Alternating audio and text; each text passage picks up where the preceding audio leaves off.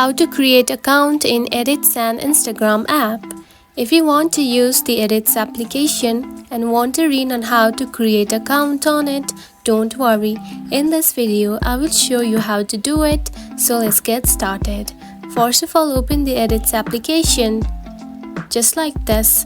After opening it, you will find something like this on your home screen. Now to create account, here you can find Continue with Instagram. Now to create account on this Edits application, you need to have an account on the Instagram app. So simply go to Instagram and make an account on that application, and after that you will simply create account on it as well.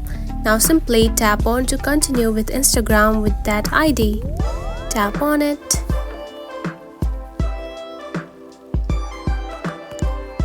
And now you can see you have been logged in using that ID.